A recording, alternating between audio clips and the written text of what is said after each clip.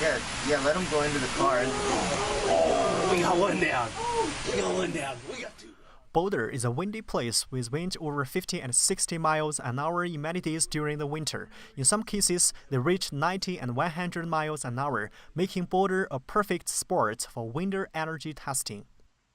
Behind me is a wind technology center belongs to National Renewable Energy Laboratory. There are a lot of wind farms constructed around the United States like here. They indicate the promising future of this industry.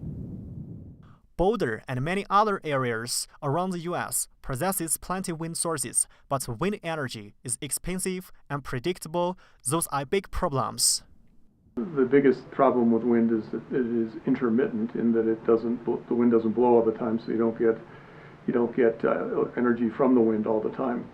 Currently, wind energy, with very few exceptions, means there are locations where wind energy is actually really competitive. But in general, wind energy is right now not competitive money-wise. So you need to have some form of a stimulus or subsidy. Generating electricity is one thing, but it's another problem getting it to people's homes. And it's also their distribution problems because we don't have enough distribution in the places like the northern Great Plains where there's a lot of wind. Because of those issues, power companies are reluctant to invest money in wind projects, especially in today's fragile economy. A wind turbine, a 2.5 megawatt wind turbine, is in the $1 million range. If I can tell essentially the bank with great certainty how much energy and what the value of the energy is that the wind farm produces, the lower is the risk. Given climate change, reducing oil reliance, renewables like wind and solar may play a key role in the future. The American Wind Energy Association reports in Colorado alone, wind power production could create up to 6,000 new jobs.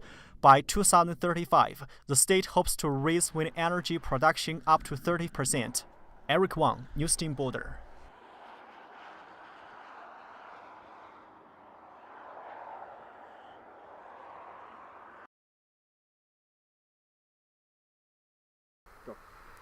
Well, the high winds may be gone, but in the aftermath, snow has fallen, delaying many repairs across the state, and many Denver metro area and Boulder residents are still without power as of this morning. Xcel Energy has restored half the power to the customers that experienced power outages as of last night, but at this hour, nearly 18,000 are still without power. The high wind advisories have expired, but 51 crew members from the metro area and Boulder residents are now out in the fields trying to get power back online to those who still need it. They've also alerted crews from Texas to New Mexico on standby just in case they need their assistance as well. But with snow delaying efforts, it could be some time before full power is restored. This is a slow-going process. We do ask that if there are any customers who have not reported an outage but are still without power, to make sure that they call us so that we can track that and make sure that we can get to that. As our crews continue to assess the damage, and they are making repairs at this time, power will be coming on very slowly, but we are working as quickly as we can. With continued snowfall across the state, those repairs may be delayed even further, but Xcel Energy assures that they're doing everything in their power to get electricity restored to all residents. Nick Salin, News Team Boulder.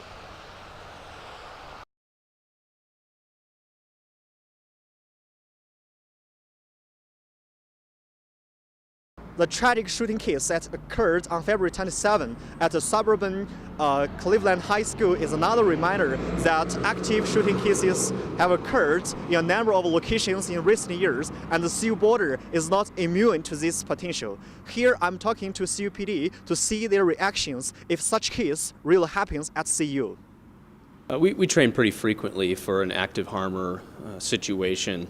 We have an annual drill where we put a number of our officers into a building and simulate an active harmer situation. One should be mindful that police response will come as quick as possible, but in the first few minutes of such an incident, you may have to rely on your own reactions to assure your safety, like getting away from where the shooting is occurring, finding a place where you can hide, using anything you can get to disarm the shooter. I haven't really put much thought to a shooting taking place here. You know, even though Columbine was one of the first big scares, and that was local. There are no universal answers to guaranteeing safety during such an event, but we still need to be aware and prepared during our daily life, especially be aware of persons who appear to need more psychological or emotional helps. For more details, we can refer to shots fired video on CUPD website. Eric Wang, Houston Border.